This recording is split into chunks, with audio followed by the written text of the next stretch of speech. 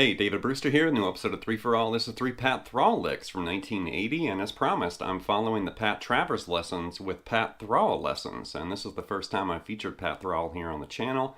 And if you're not familiar with Pat Thrall, let me introduce your new favorite guitarist. His career started around 1972 with a band called Cookin' Mama. They were known as the best unsigned San Francisco band you've never heard. And then from there, his career just exploded. Automatic Man, Pat Travers, Tina Turner, Joe Satriani, Hughes and Thrall, tons of stuff. Definitely a badass guitarist, and I'm stoked to finally feature him here on the channel.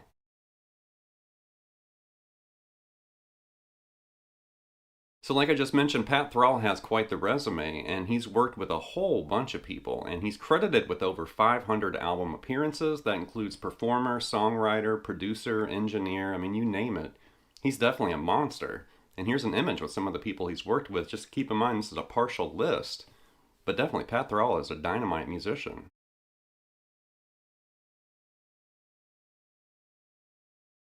So definitely back in the day in the 70s, Pat Thrall was the technician, and then Pat Travers was kind of the rootsy blues rock guitarist. And you typically find Pat Travers playing tapping licks like this.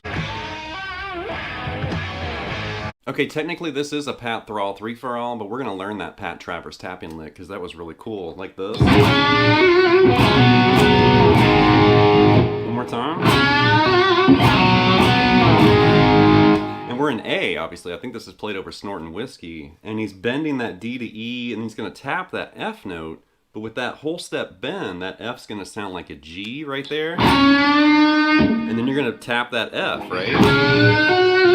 And then he basically does double stops there, that partial D to partial C, back like that. And then hit that partial C again. And then end up on that A5 power chord, like that.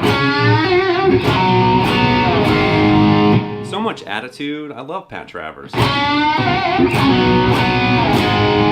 Right, but no more Pat Travers tapping licks. That's it. This is a Pat Thrall lesson, so no more Pat Travers.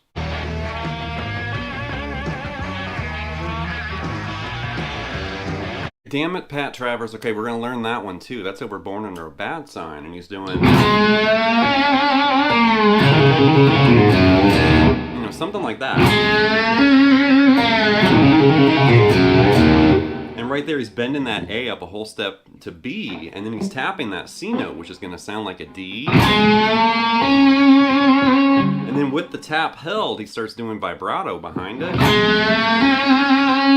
And then he basically lets go of that. And then there's a trill right there between that D and E. And then race down that B out of that A note, and then smear bend that G into low E open. Like that. But no more Pat Travers licks. Let's jump into the Pat Thrall stuff now. Alright, the licks in this lesson actually came from a concert in 1980 with Pat Travers and Pat Thrall together. And Pat Thrall was just on fire. You could hear it, like every lead break and everything, just jamming. You gotta think 1980, he was doing all kinds of stuff with his bar, sounding kind of like Steve Vai and stuff. You gotta keep in mind, that's early in 1980. And just some really cool, like phrase licks, lots of attitude and conviction and stuff. There's some killer licks in this lesson, so here we go. Alright, the first lick's this aggressive bluesy phrase that Pat played during Born Under a Bad Sign, and there's a Hendrix string grab thrown in the middle of this lick, which is really cool, like this.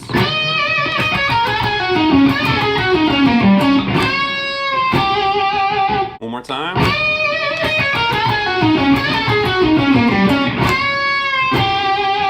Like that. So we're in E right there, and he grabs that D to E with a big, you know, bend and vibrato right there. And then you hear him play a fretted E, and he comes down E minor pentatonic.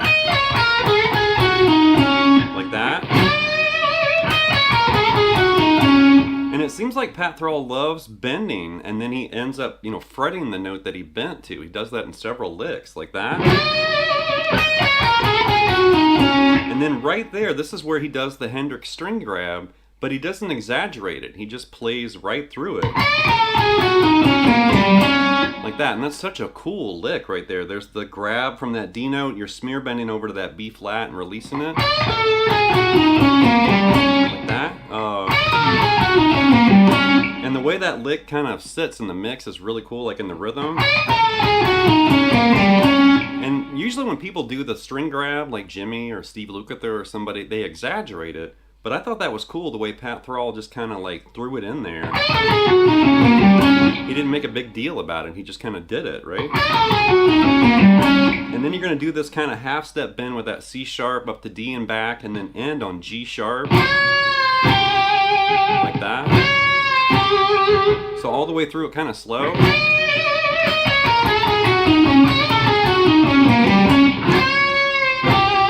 I guess that wasn't very slow. Let me do it again slow. And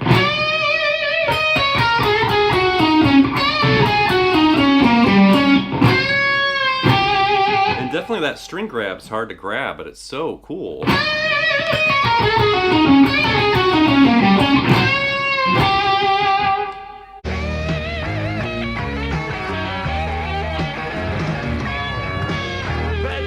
Okay, next up's this bar-dipped melodic phrase that totally sounds like Steve Vai, but keep in mind this concert's from 1980, so this is way before most people even knew Steve Vai's name. But check this out. One more time. So right there, Pat's got a Floyd Rose on his Strat with a locking nut, so he's dipping that G note even further than I am with my standard bar here, but he's grabbing G there on the 12th fret on the G string. And you want to start with your bar dipped, and then you're going to hit that note and let the bar rise. Like that. Something like that. And then you're going to grab that G and then pull off this E to D on the D string. And then you've got this A to G sharp twice. And then you're going to shift slide that D into E and then end on that D note. So really slow.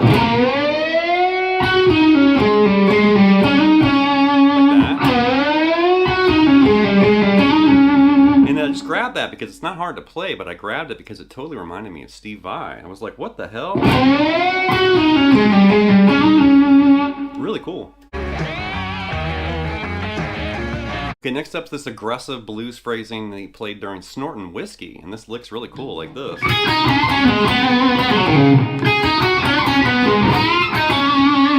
One more time.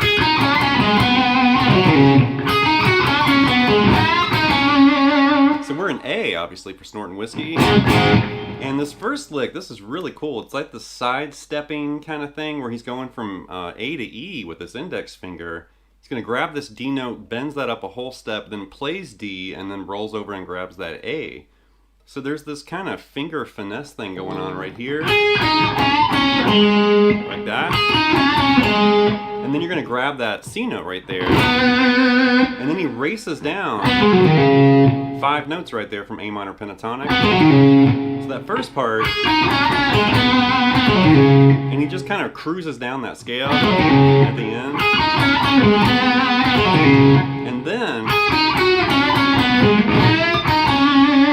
so it starts almost the same way, and then grab that G, and a bend and release on that D note. So you're going to do that like whole step, and then D, C to A there. And then he does an index finger bend there, a whole step on that E. So you're taking that E up to F sharp, but with your index finger bent like that. That's deceptively really hard to do. So,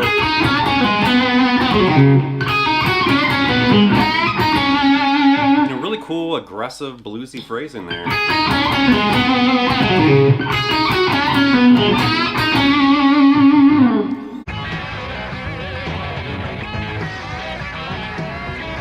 Okay, here's a bonus lick from this live footage, and I realize I've already included 2 Pat Travers tap-in licks in this lesson, but this is a bonus lick for Pat Thrall, and this took place during Snortin' Whiskey too. Something like this.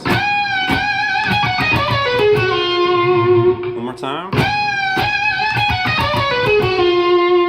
Something like that. So we're in A, and this is really interesting because the chord progression's moving from A to D during this lick. Like the last note is when it changes to D. Right? So think of the A minor pentatonic box way up here. You know, grab that G bend up to A and release it, and then bend it back up to A again with vibrato. And then come down the scale. Like that. And once again, like I said earlier, you know, he was bending that G to A, and then he frets that A at the start of that lick. And he seems to fond of that too, like coming down the scale and then bending right there. And when you get to this final G note, that final G note's going to shift slide back to that F sharp, which is targeting D, like when it changes. Like that. And I really like that, you know, kind of change over the D there.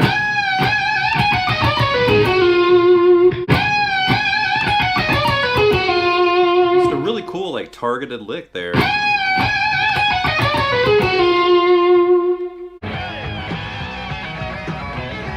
Alright, that's going to wrap this episode of 3 for All with this look at 3 Pat Thrall licks from 1980. Definitely a badass dynamite guitarist, overlooked by most. Most people don't know Pat Thrall's name or Pat Travers' name or their music, and they definitely should, because both these guys are brilliant musicians with great music, great solos, great tone, great feel, the whole thing.